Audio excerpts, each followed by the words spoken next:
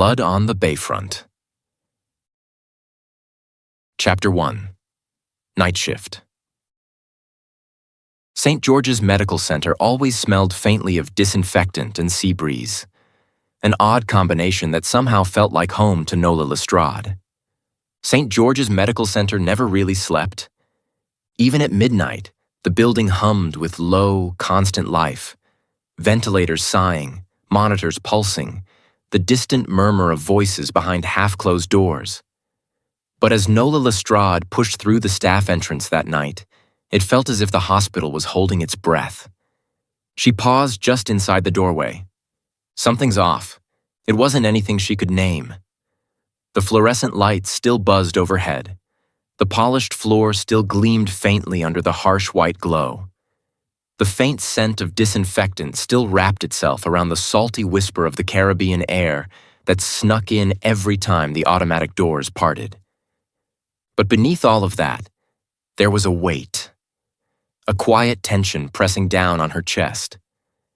She adjusted the knot of the bandana wrapped around her head, the St. Kitts colors bright against her caramel skin, and forced herself to move. Standing still never made anything better. Moving did. "Evening, Nola." The security guard at the front desk lifted 2 fingers in a lazy salute. He looked as if he'd melted halfway into his chair. "Night, Mr. G," she replied, voice smooth, controlled. She scanned her ID, heard the soft beep, and stepped into the corridor that led to the staff lockers. Her reflection flashed along the glass panels. Navy scrubs, pearl studs in her ears, St. Kitts flag bandana tied over her shaved sides and crown of curls, long pointed nails painted in metallic blues and blacks.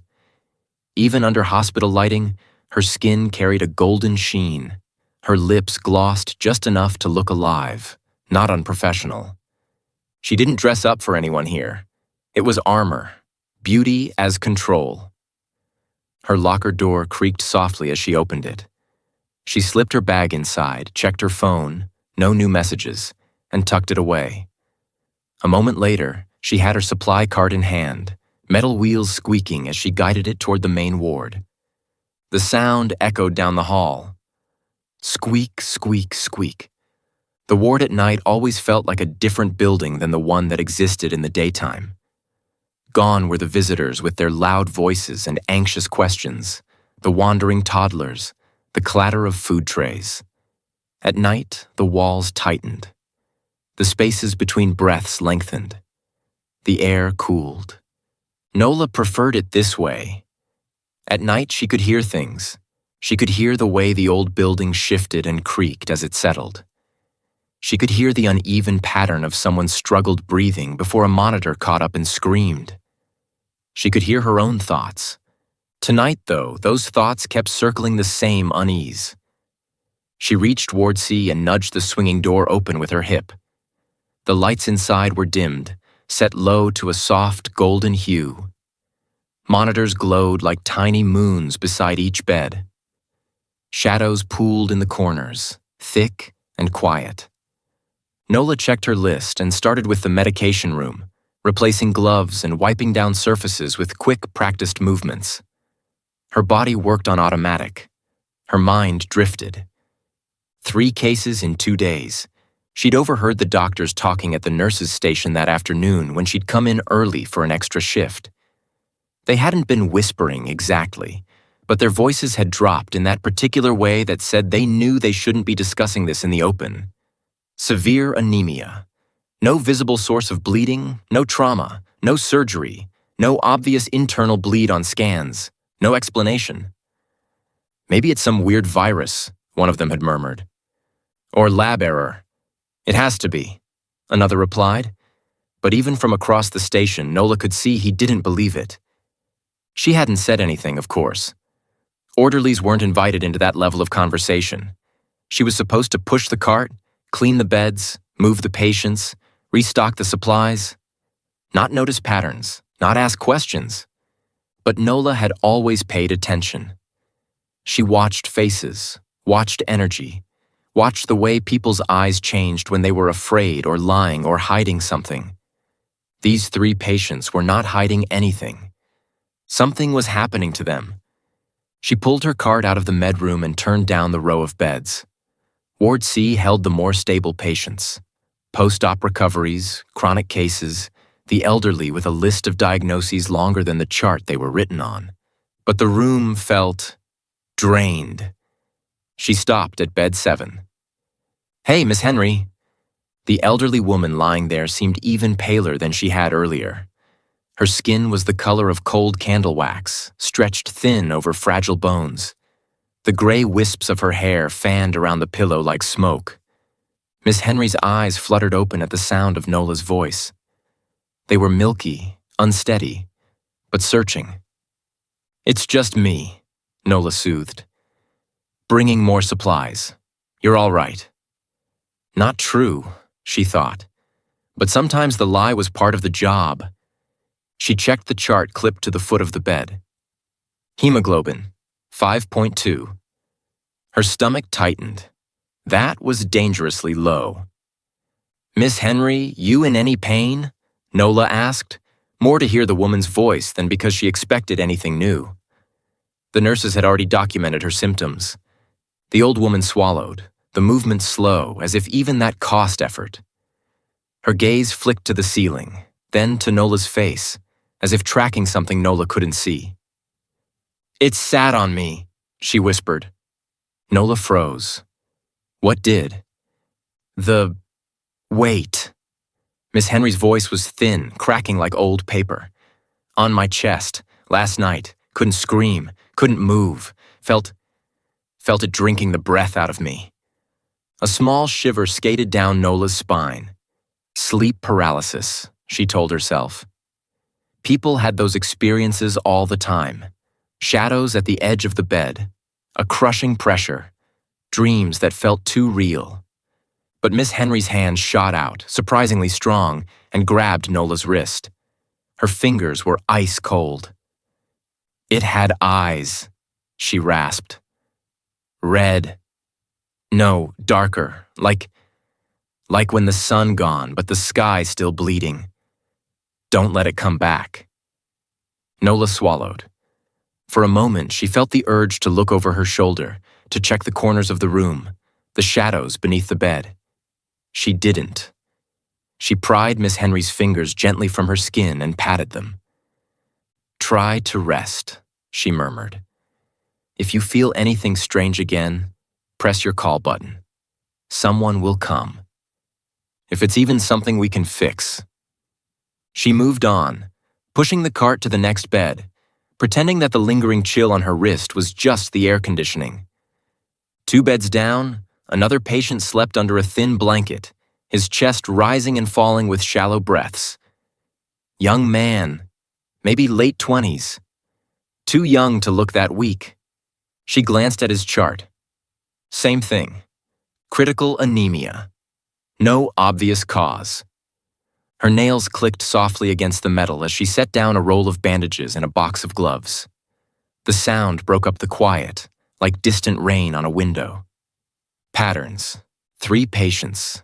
Same symptoms. Admitted at different times, from different parts of the island. All after dark. Nola's mind picked at the coincidence like a loose thread, but there was nothing else in the chart to hold on to. No shared medication, no event, no accident. Just blood, gone. She finished the ward silently, then backed the cart into the hall and let the door swing closed behind her. The corridor outside was even quieter, the muffled beeps and soft snores from inside the rooms blending into a low, steady hum. She exhaled slowly. "Stop it," she told herself under her breath. "You're not a detective. You're just tired." Down the corridor, the nurse's station glowed in a pool of light. A tired-looking nurse scrolled through a tablet, the blue light turning her face an unnatural shade. Another nurse sipped coffee from a paper cup so slowly it was more like meditation than caffeine consumption. As Nola passed, the charge nurse glanced up. "Everything good on C?" she asked. "So far," Nola replied. She hesitated. "Miss Henry's still very weak." "She's on transfusions," the nurse said, consoling out of habit. Doctor says we just need to stabilize her numbers. Do they know what caused it? Nola asked lightly, as if it were a casual question. All of this blood loss? The nurse sighed. They're running tests. Her tone said, I'm not supposed to tell you anything. Her eyes added, I don't know, and that scares me. Nola nodded. Let it drop. She pushed the cart onward. Ward B, then A, then the observation rooms. The deeper into the hospital she went, the heavier the air felt, as if the building itself was sinking under something invisible. The overhead lights flickered once, a quick stutter of brightness and shadow. She stopped, hand tightening on the cart's handle. The corridor darkened for a heartbeat. Then the lights steadied. Seriously? She muttered, forcing a laugh at herself. Since when are you afraid of the dark, Nola? Her phone buzzed in her pocket, startling her more than she'd admit. She fished it out and glanced at the screen. A text from her cousin in New York. A picture of some rooftop party with city lights glittering like stars. A caption. You'd love this. You belong here, not in that creepy hospital. Nola smiled faintly, thumb hovering over the keyboard, then slipped the phone back into her pocket. Not tonight. Tonight, she belonged here, pushing a steel cart through an increasingly eerie maze of corridors, trying to pretend the building wasn't breathing around her.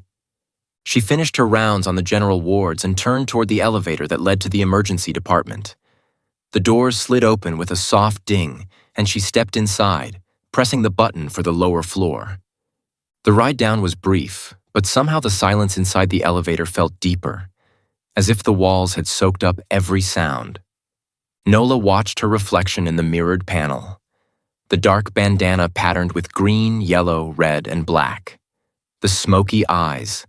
The steady gaze that had seen enough night shifts to know when something was wrong. The doors opened onto the emergency level, and sound rushed in, a sharp contrast to the muffled quiet upstairs. Phones ringing, a monitor screaming an alarm, someone groaning behind a half-closed curtain. This was the hospital she was used to. Chaotic, loud, alive. She pushed the cart forward, slipping into the flow of movement as nurses dashed past and orderlies wheeled patients toward imaging. At the far end of the hall, a paramedic team rolled in a stretcher, calling out vitals. Male 32, unresponsive, pulse thready, BP dropping. Nola turned, watching as they maneuvered the stretcher into a resuscitation bay. The man on it was as white as the sheets he lay on, lips tinged blue. Another one. Her throat tightened. Later, when things calmed down and someone inevitably asked her why she started paying attention tonight instead of all the nights before, she'd remember this moment. The way the man's arm slipped off the side of the stretcher for half a second, his limp hand hanging in the air like an unanswered question, before a nurse gently tucked it back under the blanket. She'd remember the glimpse of his file in the paramedic's hand. Suspected blood loss. No visible trauma. She'd remember the way the fluorescent lights above the bay flickered as they started CPR, glitching between harsh white and a dim, sickly yellow. But in the moment, she just stood there, fingers resting on the cool metal of her cart, heart beating a little too fast. Lestrade! Someone called. She snapped out of it and turned to see one of the ER nurses waving her over. We're low on saline packs in Bay 2. On it, Nola replied, dragging her focus back to the work. She moved down the line of curtains, the wheels of the cart rattling faintly over a small, uneven seam in the flooring. As she passed Bay 4, the curtain was open just enough for her to glimpse the pale man on the stretcher again, a team of staff crowding around him. For half a second, his eyes opened. They were dull, unfocused, but there was something desperate in them. They locked onto her face through the gap in the curtain. Help, they seemed to say. Nola's chest squeezed painfully. Then the curtain swung shut as a doctor stepped in, blocking her view. She kept going, counting saline bags, stacking them on the tray with mechanical precision while her mind raced. 3 upstairs. One just arrived downstairs. Whatever this is, it's spreading. By the time the cart was restocked and the immediate demands of the ER calmed from a storm to a mild chaos, Nola's shift had settled into a dragging rhythm. She retreated to the small staff break room tucked behind the nurse's station, where a buzzing vending machine shared space with a battered coffee maker and a table scarred by years of hurried meals. She poured herself water from the dispenser instead of coffee. Her body hummed with enough adrenaline. She leaned against the counter, sipping slowly, staring at the blank notice board on the wall. The building hummed around her. Footsteps, distant monitors, the occasional shout. Underneath it all, the same sense of waiting. The break room door opened suddenly, and one of the junior nurses slipped in, ponytail askew, eyes tired. "You all right?" Nola asked. The nurse nodded, then hesitated. "Did you hear about the new consultant flying in tonight?" Nola arched a brow. "No." "Internal medicine," the nurse said, lowering her voice as if sharing gossip. "They're bringing him in for these cases, the blood ones. Apparently he's some top specialist from overseas." "Must be serious if they're importing brains," Nola said lightly, though her stomach gave a strange little lurch. "Administration's in a panic," the nurse continued. "They don't like mysteries, especially ones that make them look bad." Nola set her empty cup in the sink. "Do they think it's contagious?" she asked. The nurse's mouth pressed into a flat line. "They don't know what to think." For a moment, they both stood in silence, listening to the muffled noise of the ER. Then the overhead speaker crackled, startling them both. "Attention! Incoming medical consultant arrival in 15 minutes. All relevant staff, please report to the main conference room at 0100 hours. The nurse groaned. "Great. Another briefing." Nola said nothing. A new doctor. Being flown in at midnight. For blood loss no one could explain. Her skin prickled with a familiar sensation. The one she'd learned long ago not to ignore. Call it intuition. Call it survival instinct. Call it whatever kept you alive in a world that didn't always make sense. Something is changing. She stepped out of the break room and into the corridor again, hands returning to the cool metal handle of her cart. The hospital felt even smaller now, the walls closer. She resumed her rounds, but her thoughts had shifted, orbiting around a new center. The patients upstairs whispering about shadows on their chests. The pale man downstairs. The lights flickering. The feeling that something unseen was moving just ahead of her, always a few steps out of sight. And now, a stranger on his way. Somewhere above, on another level of the hospital, a door opened to the night. The faintest breeze drifted in from the Bayfront below, carrying with it the scent of salt and diesel and something older, deeper. The dark weight of the sea after sunset. Nola couldn't hear the footsteps approaching the building. She couldn't see the man whose amber eyes would soon lock onto hers with unnerving intensity. But the moment he stepped onto the hospital grounds, the lights along the main corridor flickered again, in a small, almost imperceptible wave. And Nola, pushing her cart through the quiet ward, felt a sudden jolt in her chest, like the universe had just turned a page. She looked up. The hallway was empty. Still, she couldn't shake the feeling that she wasn't alone anymore. Chapter 2. The Arrival. The automatic doors of St. George's Medical Center hissed open at 12:59 a.m., letting in a gust of cool Caribbean night air. Beyond it, the Bayfront shimmered under moonlight. Quiet, silver, deceptive in its calm. Marcus Moenda stepped through the entrance with the controlled grace of a man who rarely lost his balance. He didn't look tired from travel. He didn't look rushed. If anything, he looked as though he'd stepped directly out of the night itself, coiled strength hidden beneath black scrubs that clung to the hardness of his shoulders and chest. His locks, pulled back into a long, dark ponytail, shifted as he walked toward the front desk. Every step was measured, powerful, unapologetic. But it was his eyes that caught the receptionist's breath. Amber, deep and sharp. So unusual they bordered on unnatural.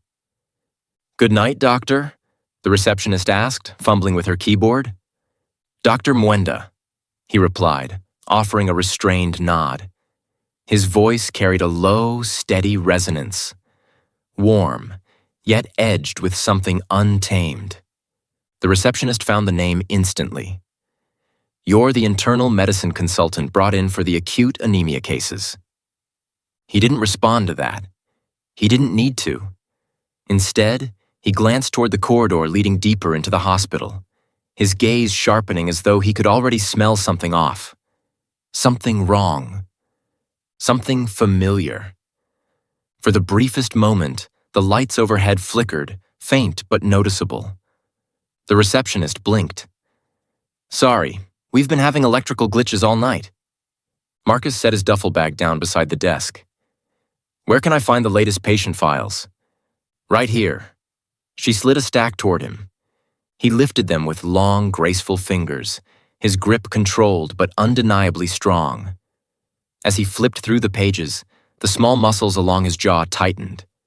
No trauma, no accident, no internal bleeding, no medical cause, but unmistakable signs of catastrophic blood loss. His pulse quickened, not with fear, but recognition. He had seen this before, in Europe, in Brazil, on the outskirts of Nairobi. Everywhere he had chased this thing. And now, here, on an island too peaceful to understand what walked among them. He exhaled through his nose, controlled and quiet. So the creature had crossed the sea. Bold, arrogant, hungry. The receptionist's voice broke his focus. "Dr. Mwenda, would you like me to call the on-duty staff?" "No," he said, eyes still on the files. "I'll find them." He lowered the last chart, and as the paper settled against the desk, something inside him stilled. His posture shifted almost imperceptibly, predator attention locking onto the invisible. Then he looked up, and for the first time since he entered the building, his expression changed. There, at the far end of the corridor, pushing a supply cart out of Ward B, was a woman whose presence drew the air from his lungs in a sharp, unexpected pull. Her walk was confident, hips subtle under the navy scrubs. Her caramel skin held a golden glow even under harsh, fluorescent light. The St. Kitts flag bandana wrapped around her head framed her curls and high cheekbones in a way that made her beauty feel both earthy and divine. Her eyes, light brown, bright, assessing, met his. Marcus blinked. The hospital faded. The noise softened. A strange pulse moved through him, low in his chest like a warning or a promise. His wolf, always controlled, stirred beneath the surface of his skin. Not fear, not threat, something else entirely. Her nails glinted as her hand adjusted the cart handle, long, pointed, beautifully decorated. Predatory but elegant. His gaze lingered longer than it should have. Claws, he thought. Beautiful claws. He hadn't smiled in days, but now a curved ghost of one touched his lips. Her brows lifted slightly, just enough to show she'd noticed. The receptionist, unaware of any silent exchange, gestured politely. "Dr. Mwenda, you can meet the night staff now if you'd like." He barely heard her. Instead, he stepped forward, closing the distance between himself and the woman whose energy called to him like gravity. When he reached the edge of the nurse's station, he stopped and extended his hand. Slowly, deliberately. "Nola Lestrade," she said, glancing at his badge. "You must be the new doctor they've flown in."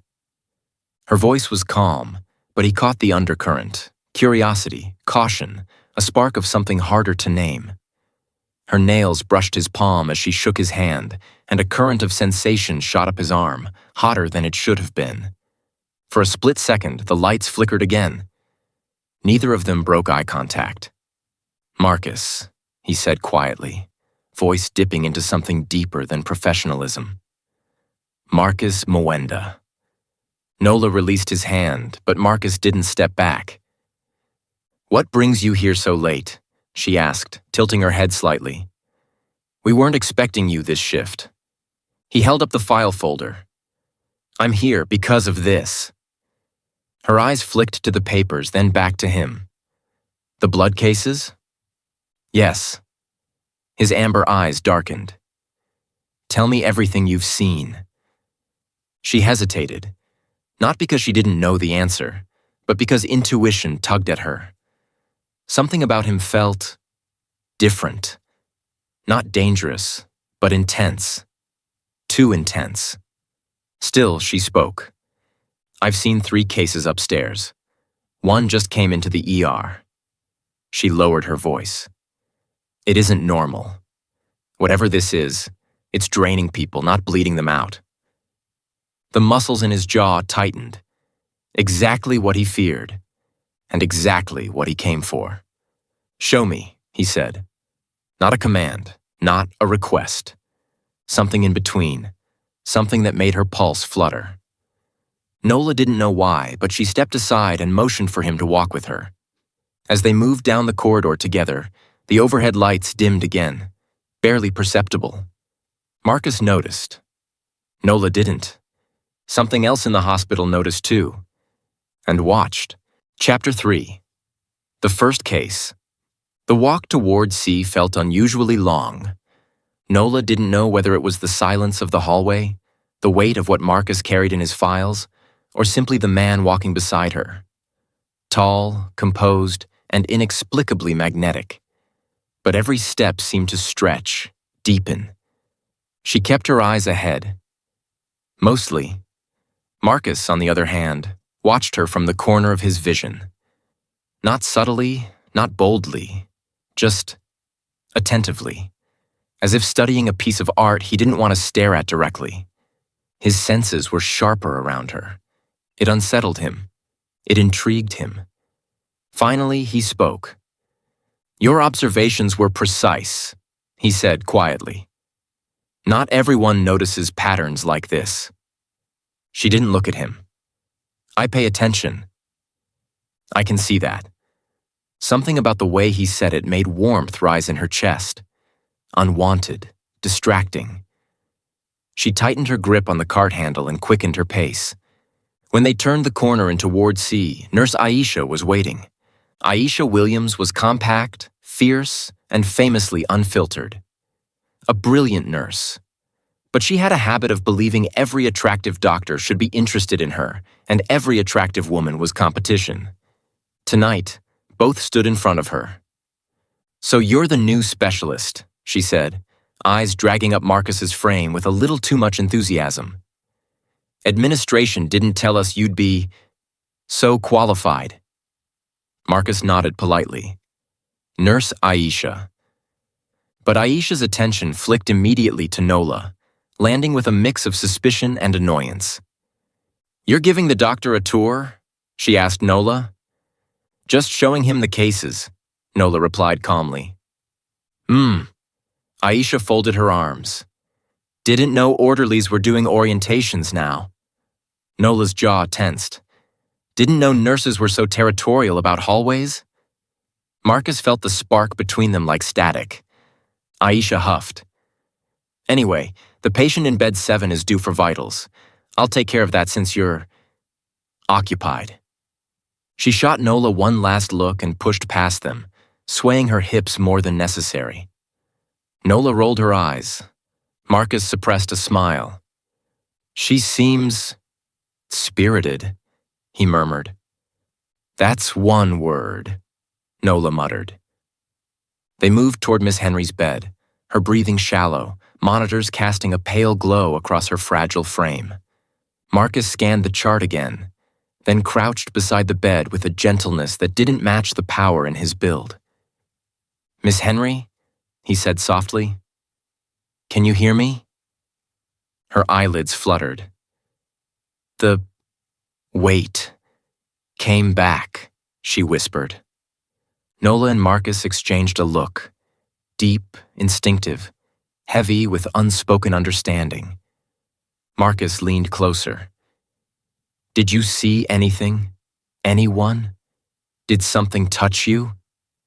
The old woman's eyes filled with terror. It stood beside me. No sound, no footsteps, just hunger. A chill traveled down Nola's arms. Marcus felt his pulse sharpen. He could smell it. Faint, but unmistakable. Old blood. Cold hunger.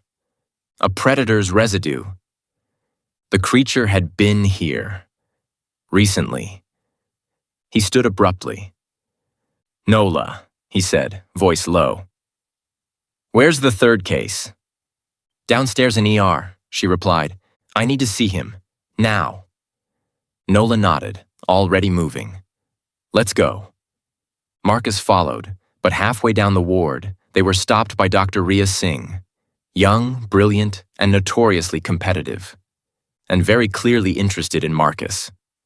"Dr. Mwenda?" She smiled, stepping into his path. "I heard you arrived. I was hoping to brief you personally." Marcus nodded. "I appreciate it, but I'm in the middle of a case." Her smile tightened. "With her?"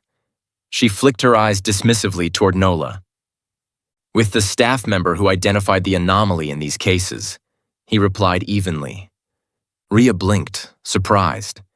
She hadn't expected him to defend the orderly.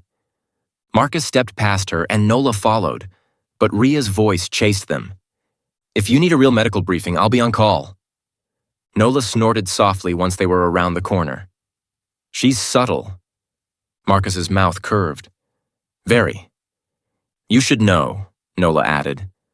"A lot of the women here will be enthusiastic about you." Marcus stopped walking, turned toward her, looked directly into her eyes. "Are you enthusiastic about me, Nola?" Her breath caught. He watched her reaction with quiet, wolfish curiosity. She regained composure quickly. "I'm enthusiastic about solving this case." His smile was slow, approving, and entirely too attractive. "Good," he murmured. "Then we're aligned." The light above them flickered again, casting shadows along Marcus's jaw and illuminating the amber glow in his eyes. Nola stared, then looked away. But Marcus didn't. This woman, he thought, is going to be trouble. Beautiful trouble. And for the first time in months, he welcomed it. Chapter 4. A Pulse in the Dark. The elevator ride down to the emergency department was quiet. Too quiet. Nola stood beside Marcus, arms crossed lightly, tapping one long, decorated nail against her forearm. Her mind was sharp, watching him from the corner of her eye. He stood unnaturally still. Most men shifted their weight, fidgeted, glanced at the floor or the door. But Marcus held his composure like a soldier at attention. Calm, grounded, focused in a way that felt almost feral. The elevator hummed as it descended. Nola broke the silence. "You look like you're preparing for battle." Marcus didn't look at her. "Aren't we?" Before she could respond, the doors slid open. A rush of chaotic sound greeted them. Voices raised in urgency, wheels skidding on tile, the harsh beep of machines fighting for their patients. This was the hospital Nola knew. Loud, overwhelmed, alive. Except tonight, she felt something underneath it. A tremor, a vibration, a pulse that didn't belong to the living. Marcus felt it too. His eyes darkened subtly, amber deepening into molten gold for the briefest moment. Nola didn't notice, but something inside her responded anyway, a shiver of intuition brushing the back of her neck. Nurse Lopez flagged them down with hurried steps. "Doctor, orderly, you're here just in time. The young male in Bay 4 is crashing again." Marcus stepped forward immediately. "Vitals?" "Unstable. Heart rate dropping, pressure barely holding." Marcus's jaw tightened. "And no sign of external bleeding?" "None," Lopez whispered, shaking her head. "It's like the blood just vanished. Nola felt a chill. She pushed back the curtain to Bay 4. The man lying on the stretcher was barely recognizable from earlier. His skin waxy, almost translucent, lips dangerously blue. He looked like all the warmth had been drained from him. Marcus stepped to the bedside, his presence suddenly filling the space. "Nola, hand me the chart." She did, fingers brushing his. He didn't pull away. Their eyes met, hers steady and intuitive, his sharp and searching. The connection hovered between them, unspoken but undeniable. Marcus turned back to the patient, his expression shifting into something precise and grim. "He has marks." Nola leaned closer. "Where?" Marcus gently tilted the man's chin, revealing 2 faint punctures near the neck, barely visible, almost healed. Her breath caught. "That wasn't there earlier." "No." Marcus's voice was low, controlled. "Because whatever did this wanted them gone." Nola swallowed. "Why hide the wounds?" "Because it intends to come back." The words hung in the air like freezing mist. Nurse Lopez stepped back. "Come back? What do you mean?" Marcus's voice cut through, clinical but with a dark undertone. "This was intentional, targeted, something fed on him." "Like an animal?" Lopez whispered, horrified. Marcus didn't answer. He didn't need to. Instead, he placed his hand gently on the patient's sternum and closed his eyes for a second. Nola watched the veins on his forearm stand out sharply, as if his body were sensing something beyond the physical. When he opened his eyes again, the amber had deepened to a near glow. "Nola," he said quietly. "Someone, something, was at this hospital tonight." Her pulse skipped. "You mean the thing Miss Henry saw? The weight on her chest?" He nodded once. "It's not far." She stared at him, her intuition firing like lightning.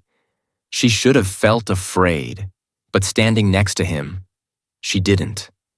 Instead, she felt ready. The monitor blared suddenly, a long, piercing tone as the patient's heart rate dropped again. Marcus snapped into motion. "Nola, get me a crash cart." She moved instantly, wheels squeaking as she pushed the cart toward him with practiced speed. Marcus started compressions, strong and steady, his movements precise and rhythmic. Nola handed him equipment before he even asked, moving with him in seamless synergy. 2 bodies, 1 instinct. Nurse Lopez stared. "You 2 work together like you've done this for years." Nola didn't respond. Marcus did. He didn't look away from the patient. Some partnerships don't need years. Something about the way he said it made Nola's breath catch. After minutes that felt like an eternity, the patient's rhythm stabilized. Barely. Marcus stood straight, chest rising with controlled breaths. Nola handed him a towel. He wiped his hands, then looked at her with an intensity that felt like a touch. "You felt it too," he said quietly. She didn't deny it. Something was in this room. "It isn't finished." His jaw tightened. "It will come for him again." Nola crossed her arms tightly. "Then we stop it." Marcus's lips curved slightly. Approval, surprise, maybe admiration. "You're not afraid." "I didn't say that," she muttered. "I said I'm not running." He stepped closer, lowering his voice. "Then you stay close to me tonight." Something warm and electric rose between them. But before Nola could respond, a crash echoed from down the hall. A scream followed. Marcus's head snapped toward the sound, eyes glowing faintly. Nola felt it before she saw anything. Like pressure dropping suddenly around them, the air thinning, reality tightening like stretched fabric. The creature was near. Chapter 5. The First Hunt. The scream echoed through the hallway. Sharp, ragged, and unmistakably human. Nola felt her entire body jolt, instinct pulling her forward even before her mind caught up. Marcus moved faster. Much faster. He was already halfway down the corridor by the time Nola grabbed the edge of the crash cart to steady herself. "Marcus!" she called, but he didn't slow down. He didn't even look back. He moved with a fluid intensity that was too precise, too controlled, too animal. Nola ran after him. The hallway ahead flickered, light stuttering in rapid bursts like a trembling heartbeat. Shadows lengthened unnaturally. Something cold washed across her skin. Then she saw it. A visitor, a woman in her mid-40s, was slumped against the wall near the family waiting area, clutching her chest, gasping for air. Beside her, the air felt wrong. Thick, heavy, electric, like the moment right before lightning strikes. Marcus knelt beside the woman, placing 2 fingers to her neck, eyes narrowing. "She's alive," he murmured, but something touched her. "Something," Nola echoed, voice low. Marcus didn't answer. Instead, he looked up the hall, nostrils flaring slightly. Then Nola saw the change. His pupils thinned. His amber eyes glowed faintly. Something primal sharpened the lines of his face.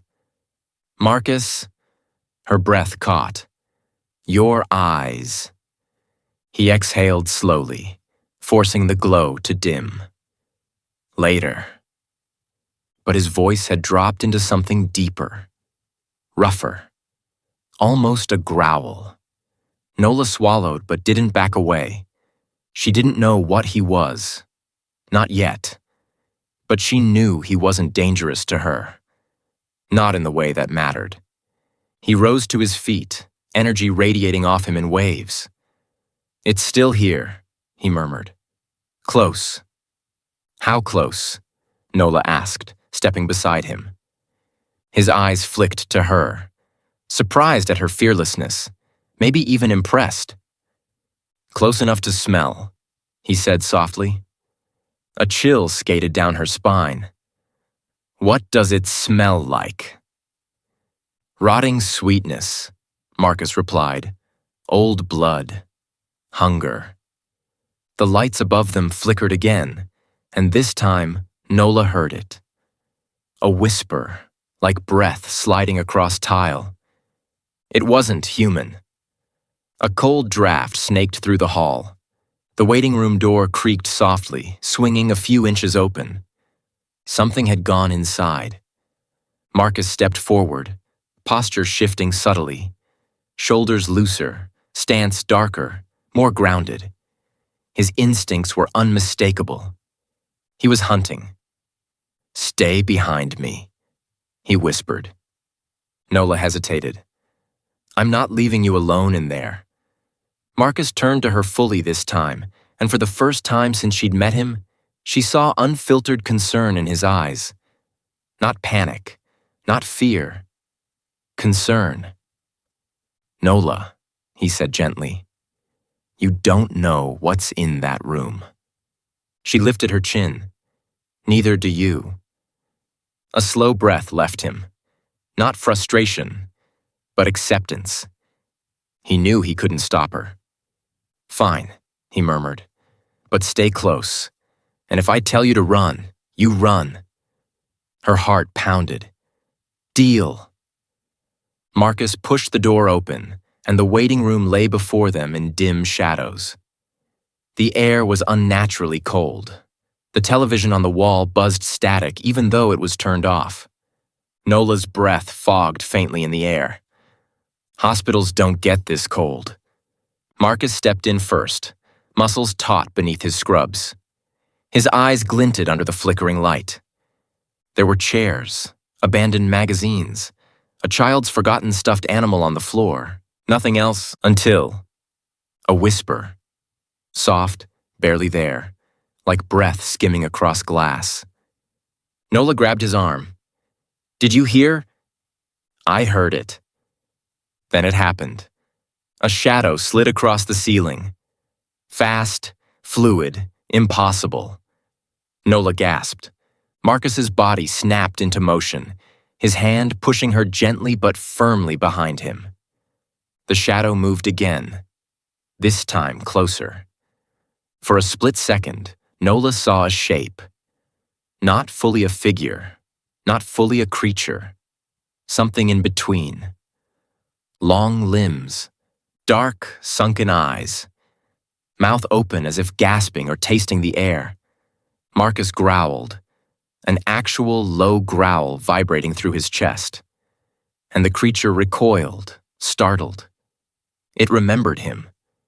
"You won't take another one," Marcus said, voice like thunder in his throat. The creature hissed, its form flickering violently as if made of smoke and bone. Then it lunged. Marcus moved faster. He shoved Nola aside, catching the creature mid-air with strength no ordinary human possessed. The impact shook the room, magazines scattering. Nola scrambled to her feet, heart pounding. "Marcus!" He didn't answer. He was locked in struggle, muscles bulging, teeth clenched, holding the creature by the throat. Its claws raked his forearm, but he didn't flinch. "Nola!" he shouted through gritted teeth. "Get out! No!" The creature twisted, slipping from Marcus's grip with unnatural agility.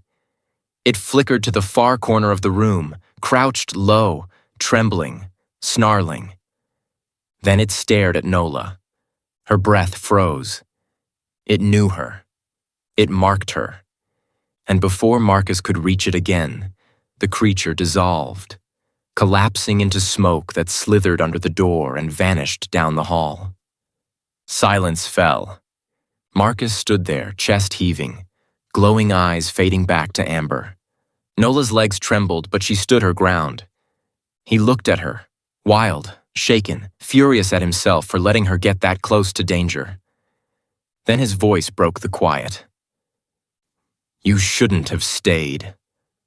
She stepped closer, breath unsteady. "And you shouldn't have tried to face that thing alone." They stared at each other, adrenaline thick between them, hearts pounding in the same rhythm. Marcus swallowed, jaw tight, voice low. "You don't understand what I am." Nola stared back, equally breathless. "Then explain it to me." His eyes softened, a dangerous softness. "I will." But inside, he knew something undeniable. The creature had seen Nola, and it wouldn't forget her. Neither would he. Chapter 6. 2 days of fire and quiet. Morning sunlight spilled across Basseterre in soft gold when Nola stepped into the little coffee shop on Fort Street, a place known mostly to locals, tucked between a craft store and a fruit vendor's stall. She expected to arrive first. She didn't. Marcus was already there. He sat by the window, black shirt rolled at the sleeves, amber eyes warm in the sunlight. His locks were tied back into a loose ponytail, a few strands falling across his forehead in a way that looked accidentally perfect. When he saw her, something in his posture softened. But his eyes, they sharpened, as if making sure she was safe. "Nola," he said gently, standing as she approached. "You left fast last night," she replied, slipping into the seat across from him. "I had to track the creature's scent before it faded." His jaw tightened. "But it disappeared near the waterfront. It's hiding." She folded her arms.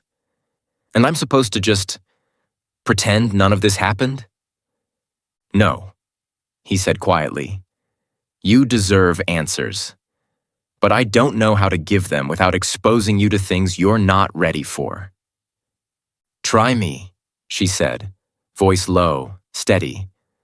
For a long moment, he simply looked at her, searching her face, feeling the wolf inside him pacing, wanting to claim, wanting to protect, wanting to pull her into his world, even if his human side feared what that meant. The waitress approached. Marcus didn't break eye contact. "2 cappuccinos," he ordered softly. Extra foam. Nola blinked. How do you know what I drink? He didn't answer. Because the truth was unsettling, his wolf had memorized her scent, her breath rhythm, the way her pupils dilated around caffeine. Something ancient inside him recognized her on a level beyond logic. They talked for hours. About the attack, about the hospital administrator ordering 2 days off for all staff present, about the investigation and the broken furniture nobody could explain. But every time Nola pushed deeper. What are you, Marcus? What did we fight last night? Why did it look at me like it knew me? He deflected, gently but firmly. It's complicated. You're not in danger while I'm here. You have my word I won't let it touch you again. She leaned back, frustration warring with fear. That doesn't comfort me the way you think it does. He stared at her, something tightening in his expression. Nola, the truth will change your life. And once you know it, you can't unknow it. She looked right into him. Maybe my life is already changing. The wolf stirred, low, approving, hungry. Marcus's breath hitched subtly, barely noticeable. But Nola saw it. They both felt it. A shift, an alignment. A pull neither wanted to name yet. When the evening came, Marcus drove her home. A modest apartment painted in warm Caribbean colors, with flowering plants on the balcony and fabrics that reminded her of her grandmother's house. Nola hesitated at the door. You can come in, if you want. He shouldn't. He knew he shouldn't. But he did. Inside, Marcus paused, taking in the space, the bold colors, the little handmade decorations, the scent of coconut oil and cinnamon that clung to her skin. It's beautiful, he murmured. It feels alive. It's small, she said with a shy smile. It's you, he replied. And that makes it enough. Her heart flipped. She didn't know he could say things like that. Over a pot of bush tea on the stove, she told him about her family. Her grandmother who read dreams, her uncles who fish at dawn, her mother who taught her to stand on her own feet. Marcus absorbed every word silently, as if storing the pieces of her life like sacred things. By the time she looked up, he was watching her in a way that made her breath catch. You're staring, she murmured. Am I? His voice dropped. Or am I memorizing? Her hand trembled. Marcus noticed, and he stepped back, disciplined, controlled, because the wolf inside him wanted to pull her close, wanted to bury his face in her neck, wanted to claim her. He couldn't risk that. Not yet. When the moon climbed high, Marcus glanced toward the door but didn't move. I'm staying, he said quietly. On the couch, she clarified, heat rising in her cheeks. A rare, quiet smile touched his lips. On the couch. But the way he said it made the air thicken. That night, Nola lay awake in her bed, listening to his deep, steady breathing from the couch. She didn't know why it made her feel safer, or why she hated how safe she felt. Marcus didn't sleep. He stayed awake, guarding her door, every sound of the island night filtering through his heightened senses.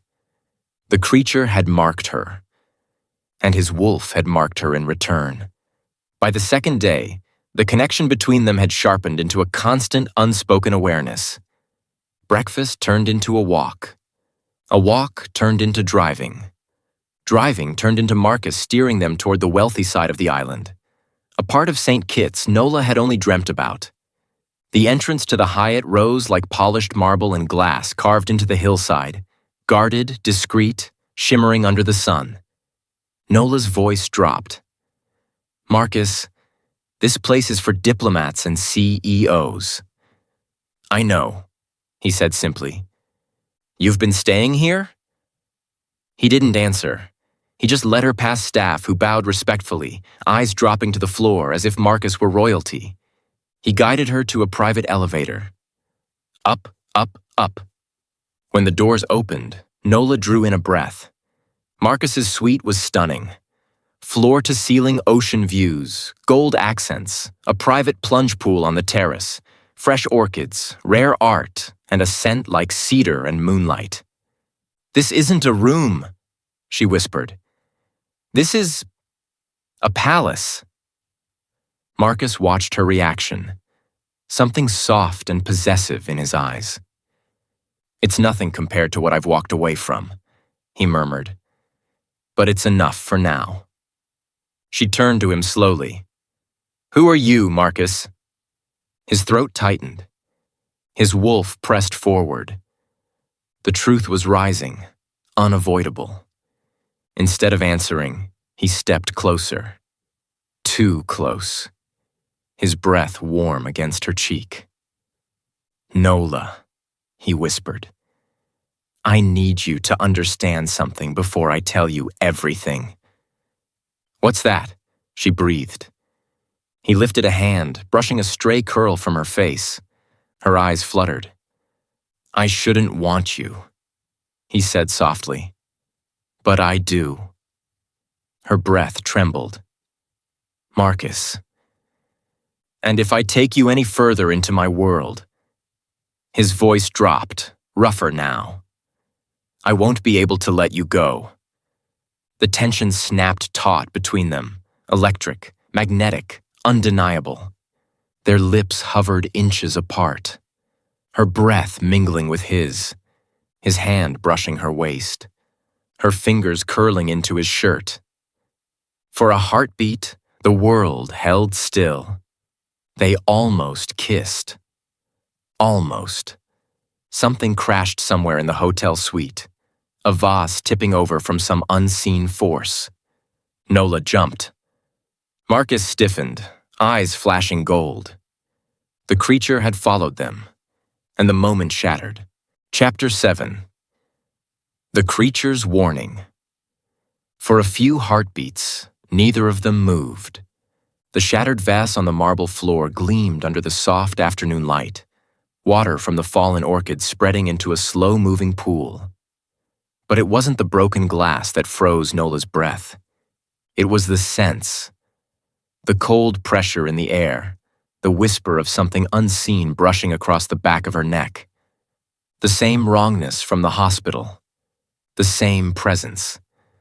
Marcus stepped in front of her instantly, body tense, eyes flaring molten gold. "Don't move," he whispered.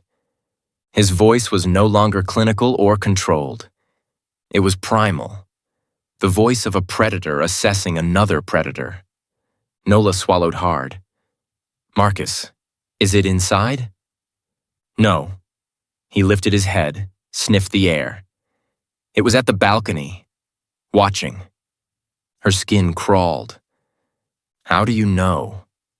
His jaw tightened, the wolf beneath his skin pushing closer. "Because it wanted me to." He moved to the sliding glass doors, scanning the terrace. Nothing. Just the glittering Caribbean Sea stretching endlessly beyond the cliffside. But Nola saw his fists clench. "It's bold," he murmured. "Far bolder than the others I've hunted." "Hunted?" Nola repeated softly, stepping closer. "Marcus, what are you?" He turned, and for the first time since she met him, she saw conflict. Deep, sharp, tearing at him from the inside. His human side wanted to keep her safe. His wolf wanted to claim her. Both sides wanted her close. He exhaled shakily. "I will tell you," he said, "but not while it's watching us." A shiver ran down Nola's spine. "So it's marking me?" A muscle feathered along his jaw. "Yes." "So what does that make me now?" she whispered. Marcus stepped toward her, slow, deliberate. His presence enveloped her like heat radiating from a flame. "It makes you someone it wants," he said quietly, and someone I will not let it have. Her breath trembled. Marcus, you're scaring me. He cupped her face gently, so gently she nearly cried from the softness of it. I'm scaring myself, he admitted, because the more time I spend with you, the harder it is to keep the wolf in check. Nola's voice was barely audible. Why do you want to keep it in check? His thumb brushed her cheek in a slow, almost reverent stroke. Because he wants to mark you, Marcus whispered. Tonight. Now. Too soon. Her lips parted. And you, she breathed. His forehead touched hers, the smallest, most intimate brush of skin. I want you to choose me before you're chosen by instinct. Her knees nearly gave out. But before their lips could meet again, a sharp knock sounded at the suite door. Marcus went rigid, stepping in front of her again. Nola's heart hammered. Is it? No. His voice hardened. It's worse. He smelled it before he opened the door. Power, wealth, authority, not supernatural, but dangerous in a different way. Marcus opened the door just enough to reveal a slim man in a tailored suit, sharp features, and eyes too cold to be friendly. The new hospital administrator. Dr. Mwenda, the man said, not even trying to hide his disdain. We need to discuss the incident. Marcus did not move aside. My day off, he said flatly. Nola Lestrade is also part of this discussion, the administrator continued. She is required for the internal inquiry. Nola stiffened behind Marcus. Marcus's eyes narrowed with unmistakable warning. You will not come into my suite uninvited. The administrator's smile was thin. You're not on your home turf, Dr. Mwenda. Marcus stepped closer, towering over him. You have no idea what my home turf is. The administrator faltered, just for a moment, then recovered. This conversation isn't over. You both have obligations to the hospital, and I expect cooperation. He turned sharply and walked away. The moment the door shut, Marcus let out a slow, furious breath. He's going to make this difficult, Nola said softly. He already has. Marcus ran a hand through his locks. But I won't let him separate us. Nola blinked. Us? Marcus froze, then met her gaze with raw vulnerability he'd hidden until now. Yes, he said. Us. The room went still. The wind outside shifted. Nola stepped closer. Marcus didn't back away. But before either of them could speak, something scraped across the glass balcony door. A single, long, deliberate drag, like a fingernail the length of a knife. Nola grabbed Marcus's arm. He didn't turn toward the sound. He was already staring at the door. You're marked, he whispered. It wants you, and now. He faced her fully. I have no choice. Her breath caught. Choice? His voice dropped to a low, dangerous promise. I have to protect what's mine. Not love, not lust, instinct, electric, claiming, ancient. She stepped back, heart pounding. Marcus, what does that mean? He took her hand, gently, as if she were the most fragile thing he'd ever touched. It means, he said, that tonight, I show you my world, and tomorrow, you decide if you can survive in it. Their lips nearly collided, breath to breath, before he forced himself to pull away, muscles trembling with restraint. Because if he kissed her now, the wolf would take over. And she wasn't ready. Not yet. Chapter 8. The world beneath the world. The scraping at the balcony door echoed long after the sound itself faded. Nola stood frozen in the middle of Marcus's suite. the soft Caribbean breeze drifting through the cracked door carrying a coldness that didn't belong in the tropics. Her chest rose and fell in shallow breaths. Marcus moved first. He crossed the room with the silent precision of a predator, sliding the balcony door shut and locking it. His jaw was clenched so tightly the muscles trembled. "It's getting bolder," he muttered. Nola swallowed. Why? Why follow us here? He turned to her slowly, amber eyes glowing faintly in the dim light.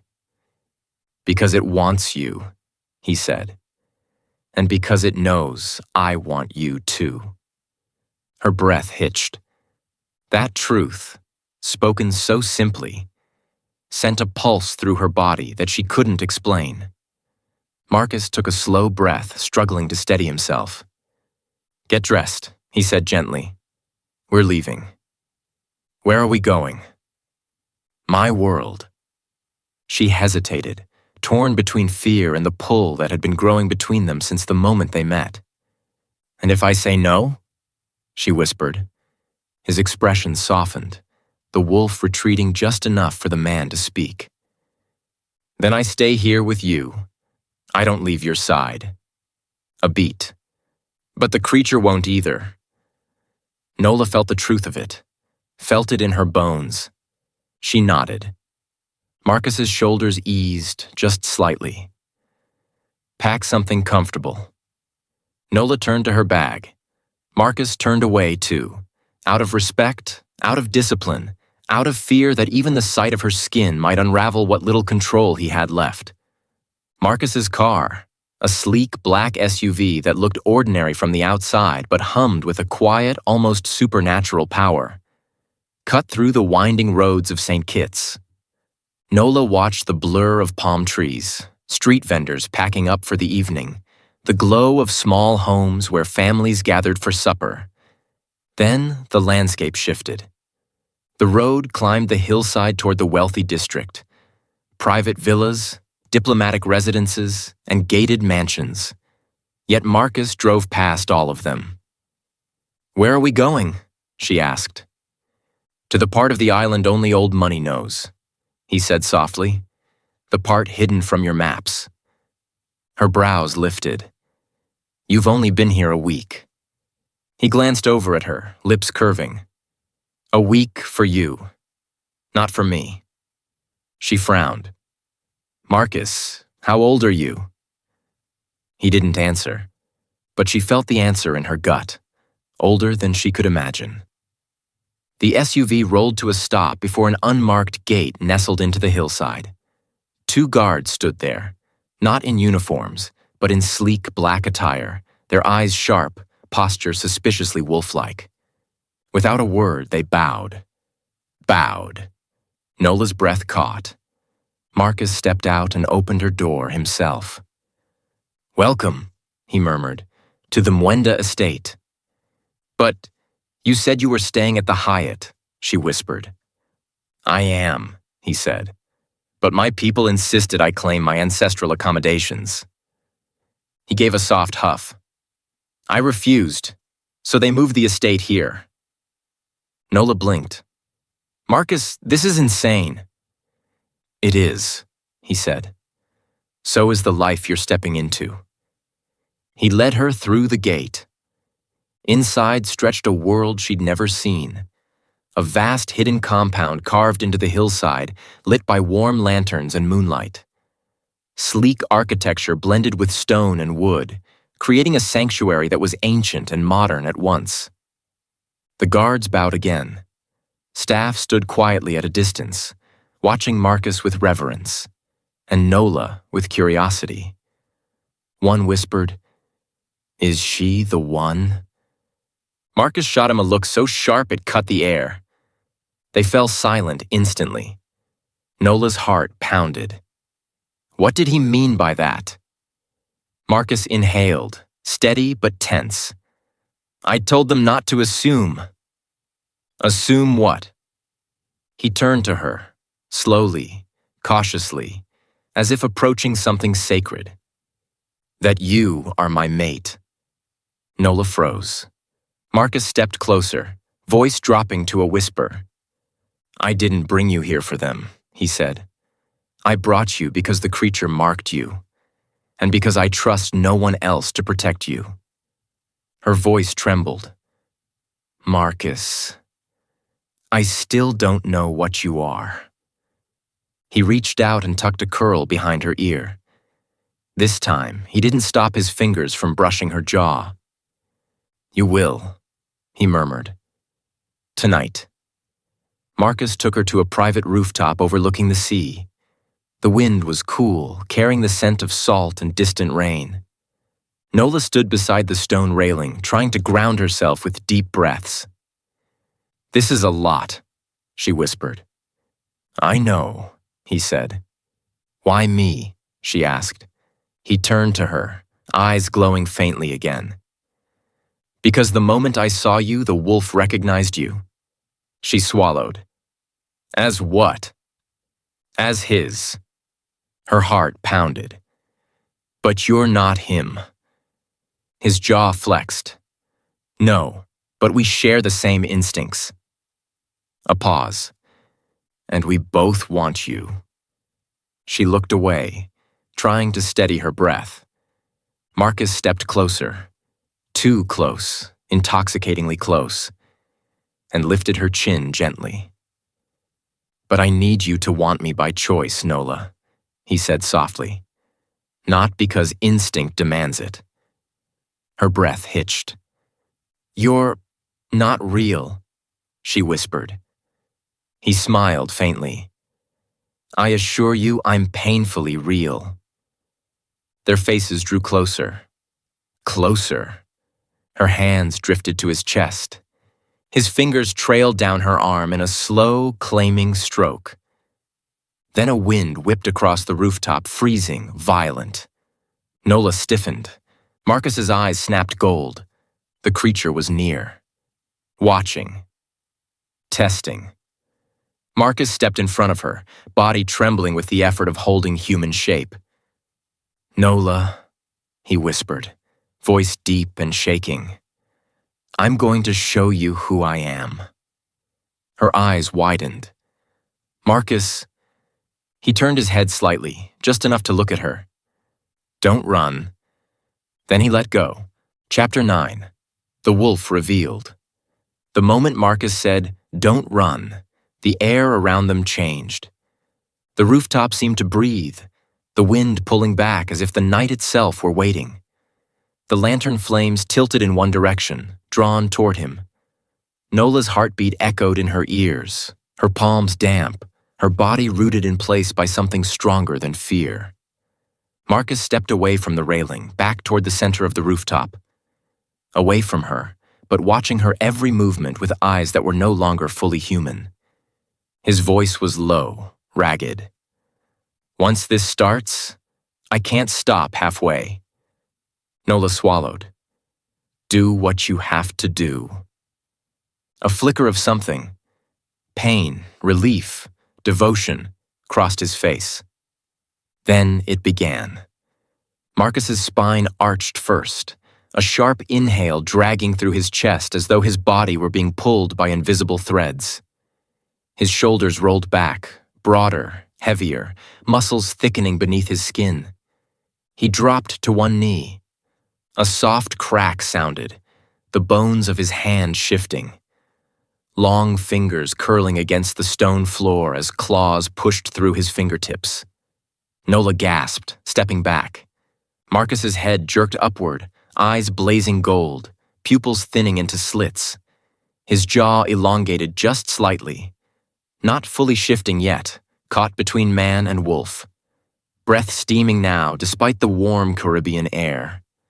Veins glowed faintly along his neck, pulsing with ancient fire. "Marcus," Nola whispered. "Does it hurt?"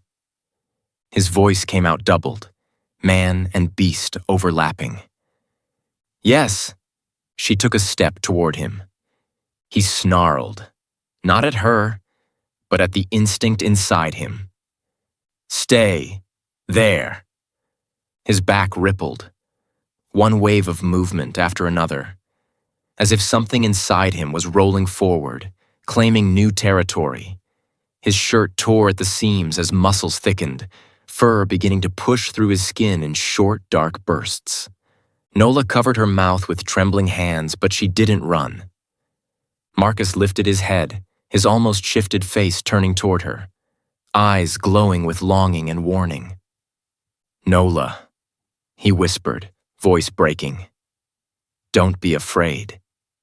She lowered her hands slowly. "I'm trying." He inhaled sharply, a sound part gasp, part growl, and something in her bravery steadied him. Then the world held its breath. Marcus threw his head back with a guttural cry, the final stages of the transformation ripping through him. His body expanded, clothing tearing away, fur racing across his skin like wildfire. His legs lengthened, joints snapping into a new shape. His shoulders widened into the massive frame of a predator built for speed and dominance. Nola stumbled backward as a towering wolf-like silhouette rose before her. 8 feet tall, dark fur streaked with gold, eyes still undeniably his. The wolf stepped forward, slow, deliberate, powerful, lowering its head just enough for her to see him. Marcus. He sniffed the air around her, breath warm against her skin. She froze. His massive clawed hand hovered near her cheek, trembling, the gentleness at war with the beast's innate hunger to claim. Nola? The voice was a rumble in her mind, not her ears. Her heart thundered, but she lifted her chin. "Marcus, if you know me, don't touch me unless you're in control." The wolf stilled. Every muscle froze. Then, slowly, he backed away a single step, managing a restraint that no creature of instinct should possess. Because of her. He lowered himself onto his forelegs, bowing, not submissively, but reverently. "Nola. Mine." The thought shuddered through her body. She shook her head, tears filling her eyes. "You can't say that yet." The wolf tilted its head, eyes softening. For a moment, despite the monstrous beauty before her, Nola saw the man, the one who guarded her door, listened to her stories, held her as though she were something sacred. And she whispered, "Show me you're still him." His glowing eyes flickered, gold to amber, amber to gold. Then the wolf leaned forward and pressed his forehead gently to her hand. Her breath caught. He was dangerous, terrifying, magnificent, but he was Marcus, and he chose to kneel. When the transformation reversed, bones snapping back, fur receding, skin forming, Marcus collapsed onto the rooftop floor, naked and trembling. Nola didn't hesitate. She was on her knees beside him in seconds, grabbing the throw blanket from the lounge chair and covering his body. His breath shuddered. "Are you afraid of me?" She cupped his face, still damp with sweat, human again yet raw. "Yes," she whispered honestly, "but not enough to walk away."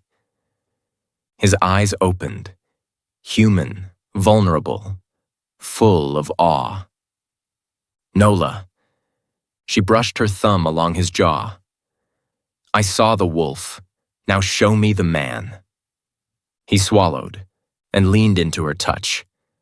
The creature watching from the shadows snarled silently, unseen, jealous, furious. But for now, it had no power over them. Chapter 10. Threads of Blood and Destiny. The first rays of sunrise warmed the rooftop as Nola woke with Marcus's head resting in her lap. At some point during the night, she'd fallen asleep stroking his hair, soothing him after the brutal transformation. Marcus stirred, lifting himself slowly. "Morning," he whispered, voice rough from the strain of shifting. Nola brushed a curl off her forehead. "How do you feel?" "Human," he said with a soft laugh. Mostly. Their faces were close. Too close. Tension hummed like a quiet storm between them.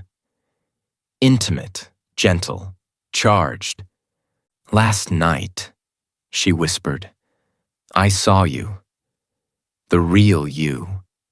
He searched her face for fear. Found none. "You stayed," he murmured, almost shocked.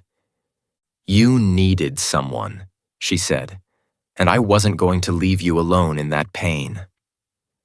Marcus leaned into her touch, his eyes warm, vulnerable. "Thank you." Their foreheads touched, a quiet, accidental intimacy. He would have kissed her if duty hadn't pulled him away.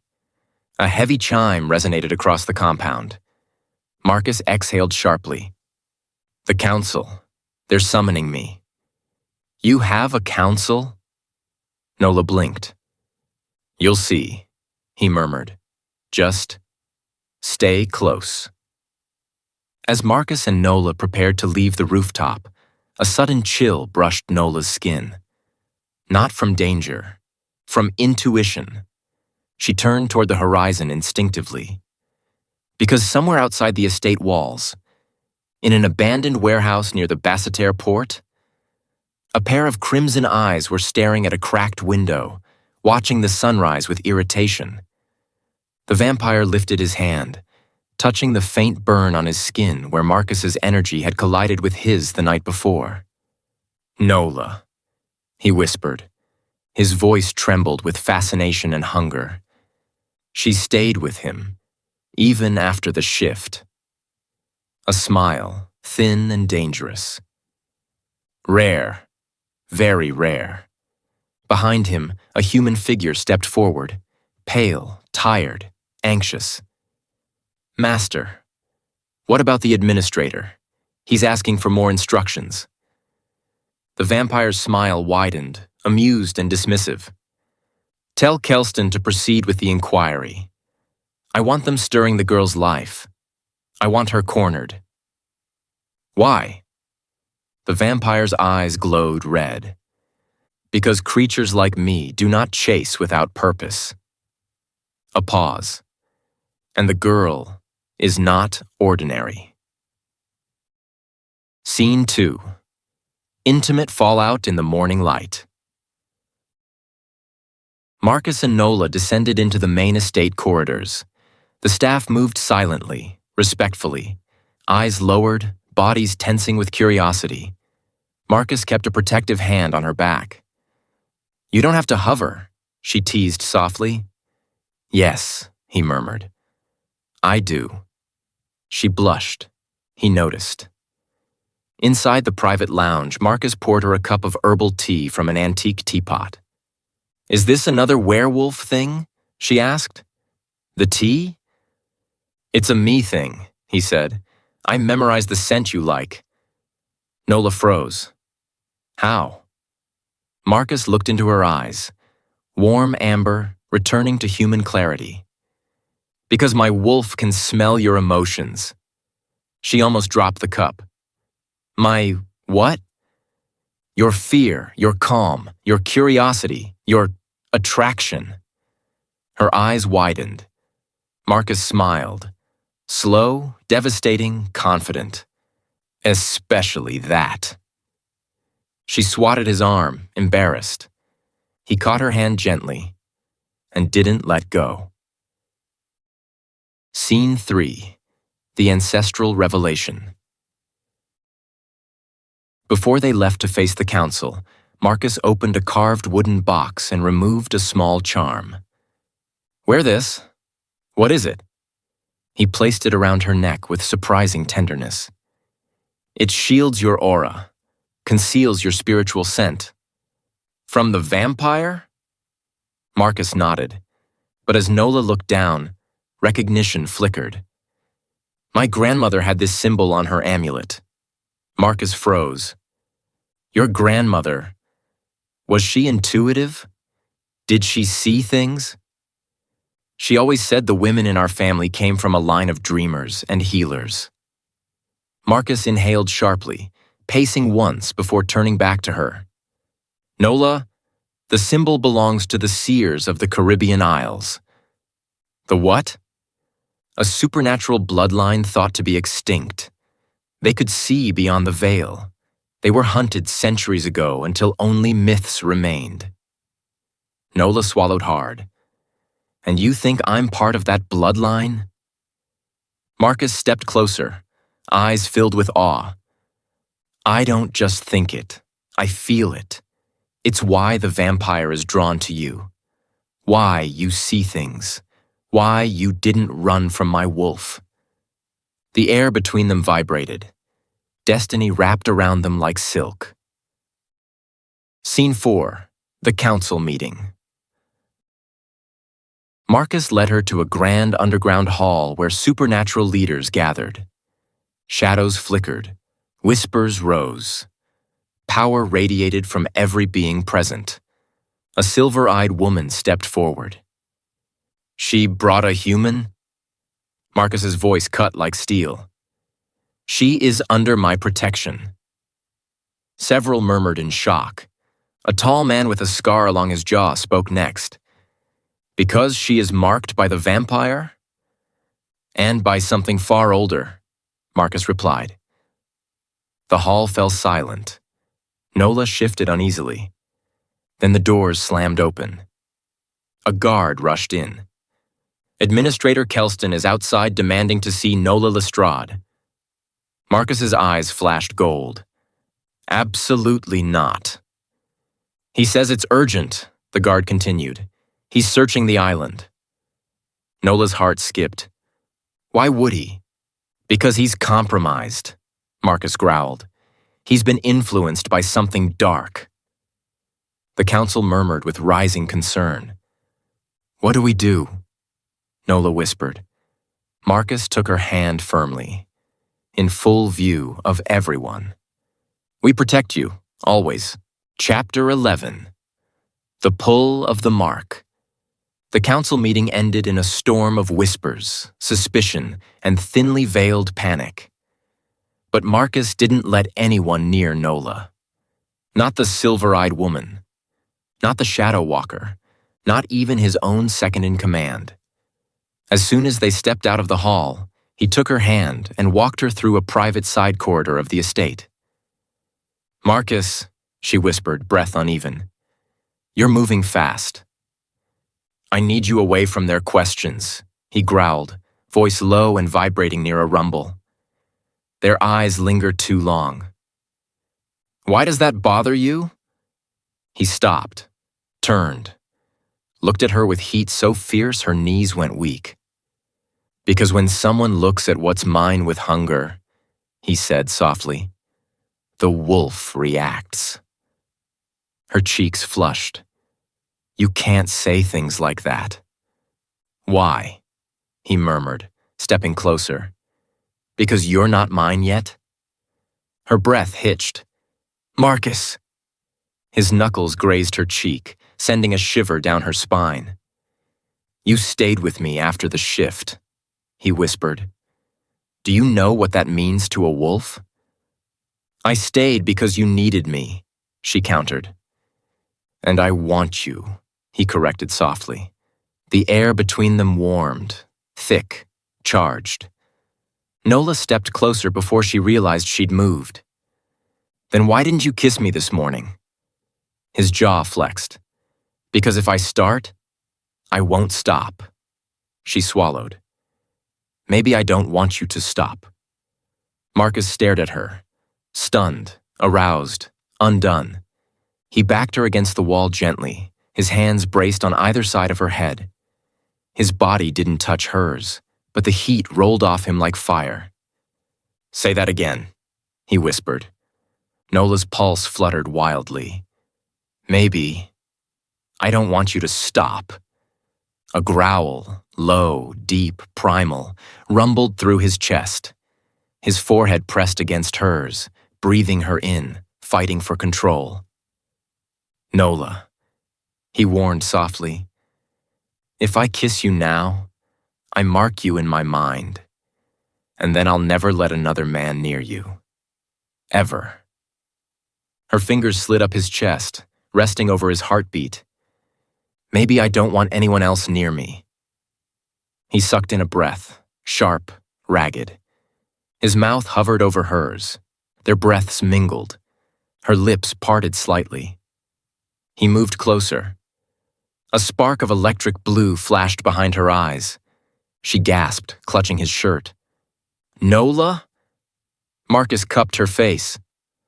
What's wrong? I saw something. Her pupils dilated, glowing faintly gold. Marcus stiffened. The seer awakening, he whispered, awe and fear threading his voice. It's happening. Scene 2. Nola's first vision. Her knees buckled. Marcus caught her, lifting her easily into his arms and carrying her to his private suite. Nola, breathe, he said, guiding her onto a plush couch. She pressed her fingers to her temples. It was like a flash, a corridor, someone running, blood. Marcus froze. Was it you or the vampire? She shook her head. I don't know. It happened so fast. He knelt before her, gripping her thighs gently. Look at me. She did. He inhaled her scent, grounding himself. Tell me what you saw. Nola swallowed. The hospital, the administrator. He was talking to someone in shadows. Marcus's jaw set. The vampire? No, human, but his aura. It was wrong, twisted. Marcus stood abruptly. Kelston is compromised. I knew it. Nola grabbed his wrist. Marcus, he's in danger too. Marcus turned sharply. Why do you care? Because you're not the only one who protects people, she said softly. I work with him. He's difficult, but he doesn't deserve to be used. His expression softened, not at the mention of the administrator, but at the strength in her voice. Nola, he murmured, your heart is going to get you hurt. She rose slowly from the couch, stepping close again. Or it's going to help the people who need it. He cupped her chin. You amaze me. And you terrify me. But you don't run. Not from you. Scene 3. The tension boils over. He kissed her. Not softly, not gently, not carefully. But like a man who had been holding back a tidal wave. His hands framed her face, then slid to her waist, pulling her flush against him. She melted into him, fingers tangling in his long locks. He growled, a deep, hungry sound, as her lips parted beneath his.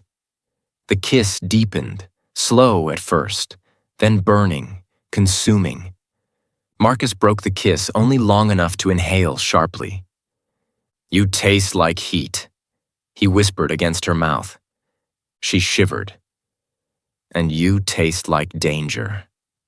He kissed her again, harder, his hands roaming up her back, down her hips, gripping her as though he could memorize her shape through touch alone.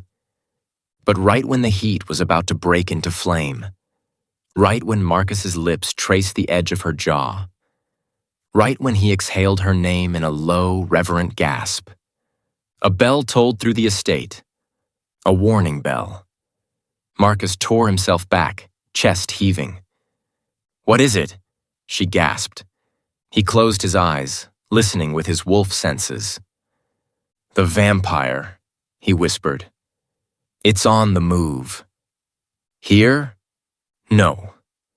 He met her gaze with fear he didn't hide. It went to the hospital. Nola's breath caught. The administrator, she whispered. He's with it. Marcus grabbed her hand. We have to go, he said. Now, before it uses him to get to you. She nodded, but his fingers tightened. Nola? Yes? If anything happens tonight, if the creature attacks, if I shift in front of you, you already shifted in front of me." His eyes softened. I wasn't myself then. He pulled her closer, voice low, fierce, aching. "Tonight, I might be." Chapter 12. The Claim of the Wolf.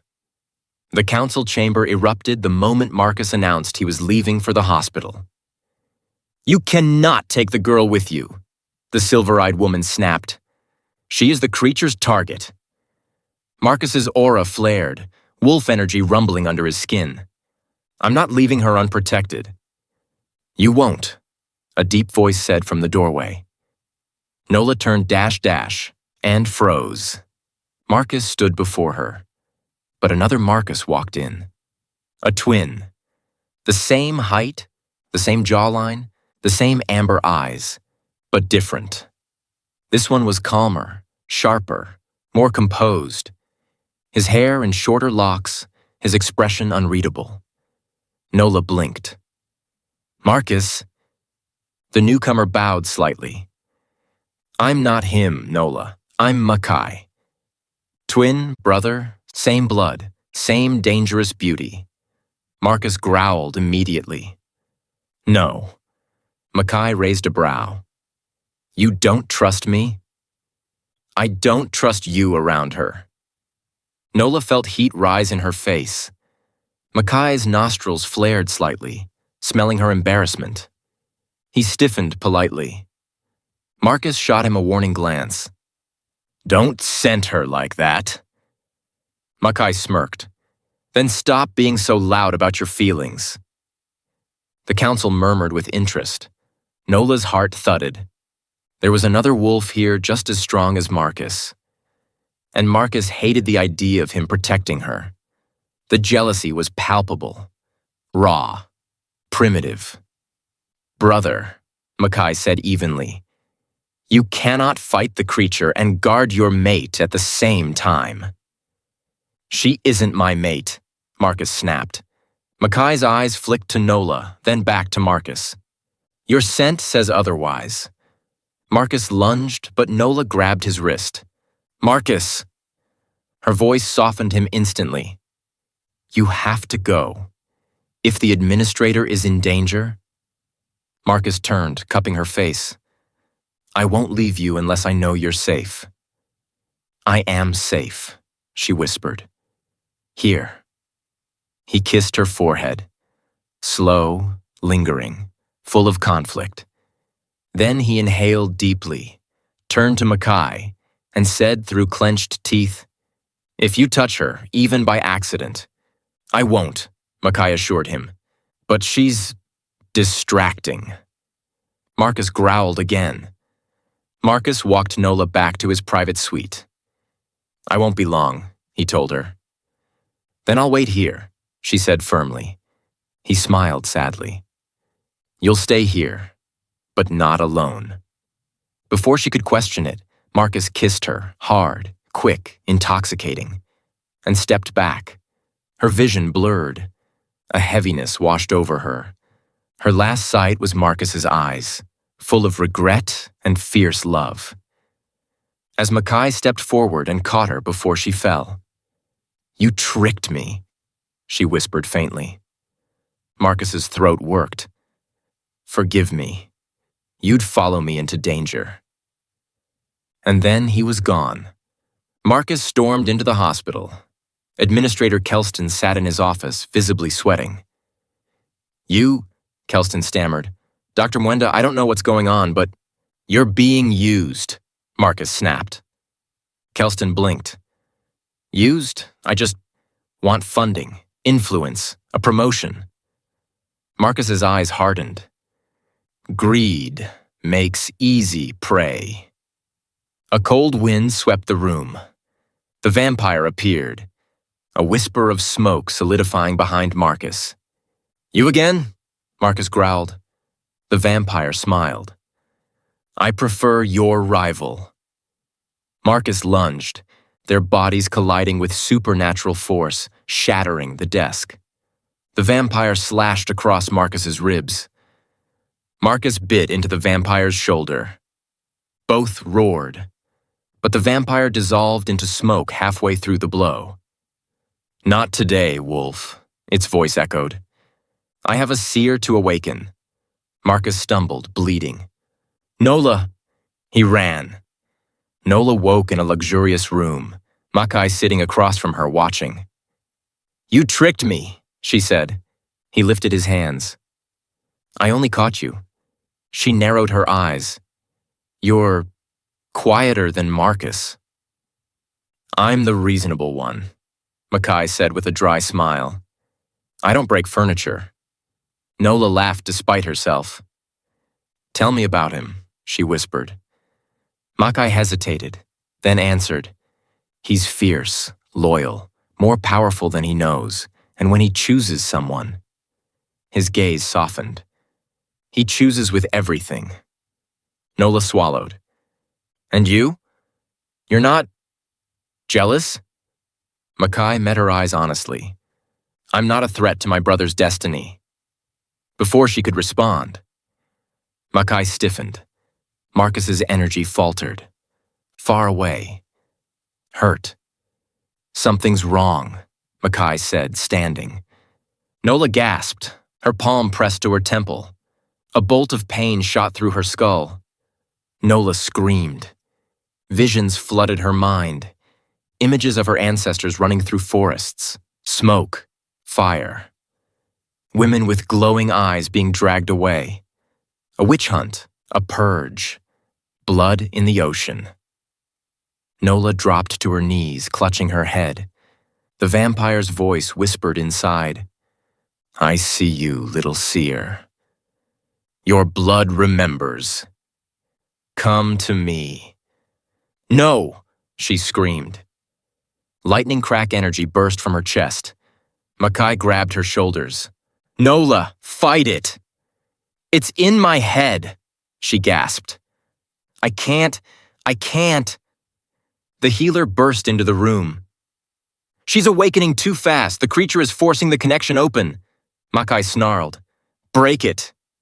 "I can't," the healer said. "Only the wolf who desires her can replace the link." Makai paled. "You mean..." "Yes," the healer snapped. "She must be claimed."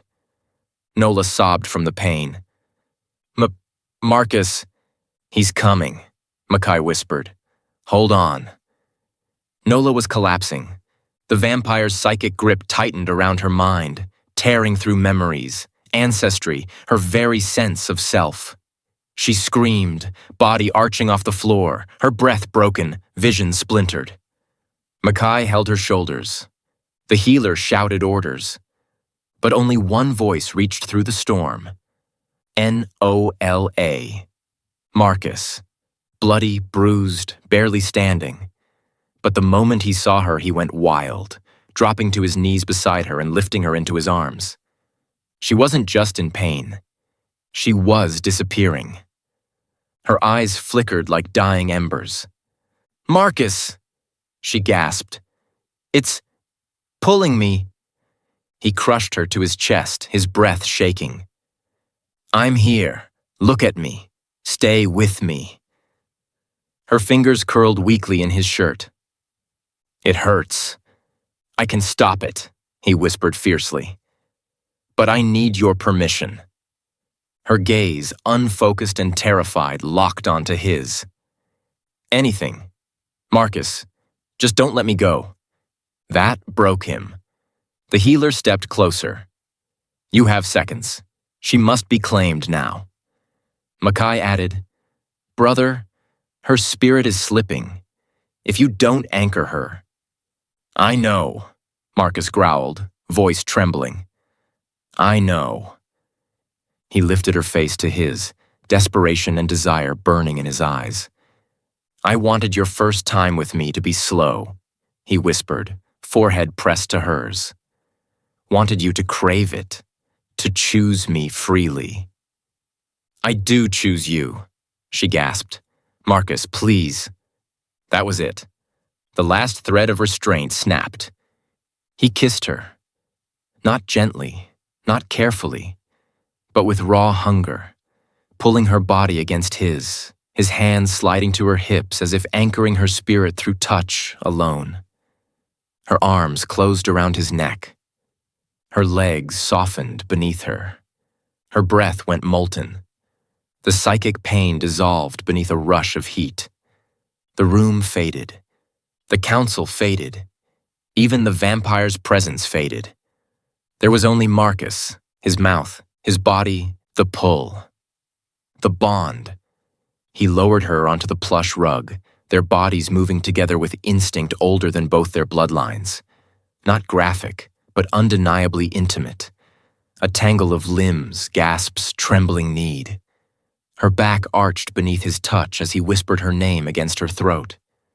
Nola. Let me in. I'm already yours. He groaned, the sound of a man and wolf collapsing into one desire, and gently but possessively pressed his mouth to the spot beneath her ear, where the mating mark would take. Last chance, he whispered against her skin. If I mark you, you are mine. Forever. She tipped her head, baring her neck for him. Then claim me. His teeth grazed her skin. Her heartbeat surged. For a moment, the world held still. Then he bit. Not to hurt, but to seal. Pleasure and power rushed through both of them, their bodies tightening together as golden light burst across the room in a wave. Nola cried out, but not from pain. The connection slammed into place, electric, consuming, euphoric. She felt his soul. He felt hers. They merged. Her seer power roared awake. His wolf rose in a howl of triumph. Marcus held her through the entire claiming, trembling as he whispered devotion into her skin, kissing her again and again, grounding her, possessing her gently and fiercely at the same time. When the light faded, she lay beneath him, breathless, glowing, marked, alive.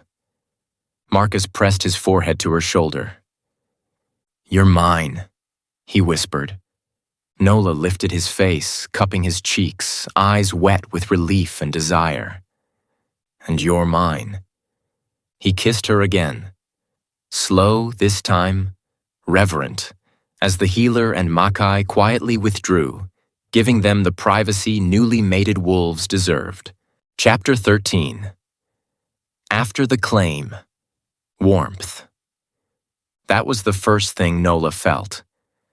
A golden, radiant warmth pouring through her veins as though Marcus's touch had ignited something inside her that could never be extinguished again. She lay half-curled against him on the plush rug, her cheek resting on his chest, their bodies still humming with the aftershocks of the bond. Marcus held her protectively, the way someone would cradle something both priceless and irreplaceable. His hand stroked her back in long, slow motions. Not possessive, not demanding, but reverent. Nola, he whispered, voice still rough with emotion. Are you all right? She nodded against him, breath shaky. I feel different, like something opened. He kissed her forehead softly, his lips lingering. That's the bond, and your bloodline awakening. She lifted her head. Their eyes met. His were burning amber, softened with tenderness she'd never seen in anyone, human or otherwise. You stayed, she whispered, fingers tracing the line of his jaw. And I'll stay for the rest of my life, he murmured, pulling her closer. You're mine now, Nola, in every way that matters. She shivered, not from fear, but from the overwhelming sense of being claimed, chosen, wanted. She rested a hand on his chest, feeling the echo of his heartbeat inside her own, their rhythms aligned. Marcus, I can feel you. He inhaled sharply. That's the mental link. It's strong with true mates. I can feel your heartbeat. And your thoughts? Only what I allow, he said, brushing a stray curl from her cheek. But your emotions, they're clear to me now. So strong. She blushed, heat rising from her chest to her ears. And what do you feel? Marcus's hand slid along her waist, pulling her gently atop him until her body molded perfectly against his. Desire, he whispered. And awe. Then softer, and fear. Her breath caught. Fear. That I almost lost you before I could claim you. He cupped her face. That I might not be worthy of you. She bent down and kissed him. Slow, lingering, comforting. You're more than worthy. He exhaled like her words freed something inside him, then deepened the kiss with a tenderness that felt like the beginning of a new world. The night wind drifted through the open balcony doors. Soft lantern light flickered around them. Their bodies remained close, warm, gently entangled. It wasn't lust now. It was intimacy. Emotional, spiritual, soul-binding. When she finally curled into his arms again, he wrapped himself around her, placing his chin atop her head. Sleep, he murmured. I'll keep you safe. You don't need to, she whispered sleepily. I feel like I could protect myself now. A faint smile tugged at his lips. Yes, you can, but let me try anyway. Chapter 14. The Seer Awakens. Nola didn't dream. She saw. Images flowed like whispers across her mind. Glowing lines, ancient symbols, long-forgotten words from her grandmother, flashes of faces and places unknown. It wasn't frightening. It was unlocking. She awoke in Marcus's bed, his arm around her, his breath warm against her neck. And for the first time, she sensed something in the world beyond sight.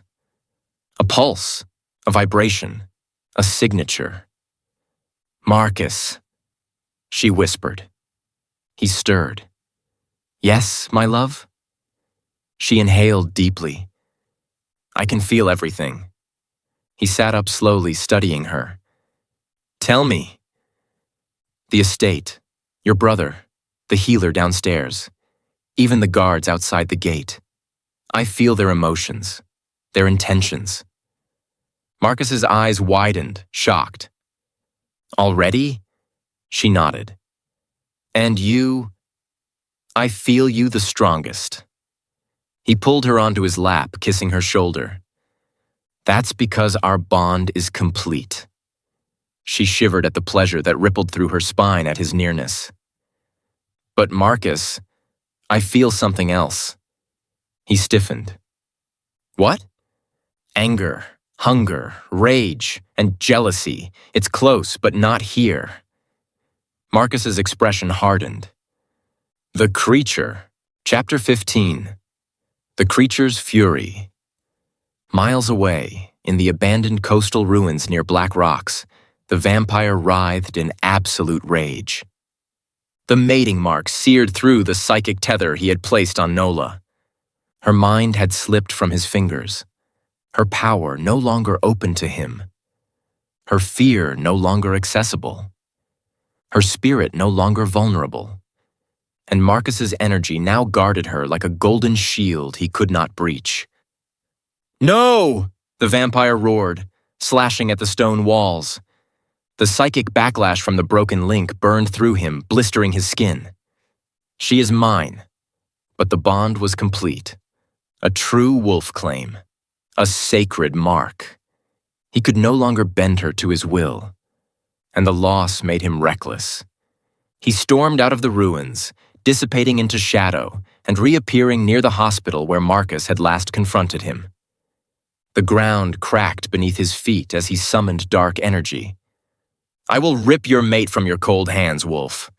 Let the island drown if it must. He didn't sense the two presences approaching from behind. Chapter 16. Brothers in Blood. Marcus and Makai moved like shadows. Silent, lethal, synchronized. Nola sensed him, Marcus murmured. She guided me here. Makai grinned. Your mate's powerful. I know. The vampire spun, red eyes blazing. You... His voice trembled with rage.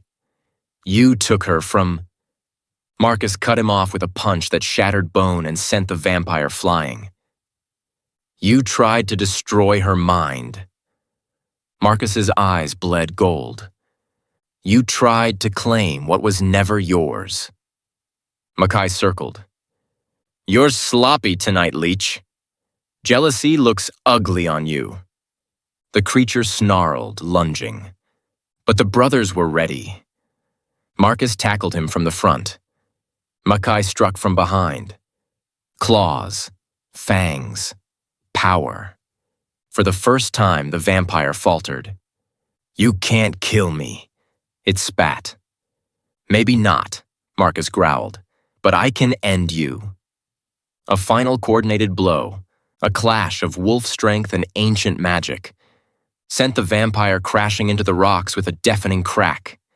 Its body dissipated into ash, not dead forever, but defeated, broken, stripped of its hold on Nola. Makai exhaled. That should buy us time. Marcus tilted his head back and howled, a victorious call that echoed across the coastline. Chapter 17. The Bond Deepens. Back at the estate, Nola collapsed to her knees the moment the vampire's presence vanished. The psychic pressure lifted. Her mind cleared. Her spirit settled. Marcus's voice entered her thoughts through the bond. Nola, it's over. You're safe. Tears filled her eyes. Relief, power, love, all woven together. Come back to me, she whispered through the bond. Marcus appeared moments later. She ran into his arms, clinging to him. He lifted her effortlessly, kissing her hair, her cheek, her forehead. I felt you, she whispered. Inside my mind, my heart. Marcus. It felt like coming home. He pressed his forehead to hers. That's what a mate is, Nola. She touched the mark on her neck, still warm, glowing softly. And now? He smiled, hungry and tender all at once. Now, he murmured, brushing his lips against her jaw, we learn what we are together.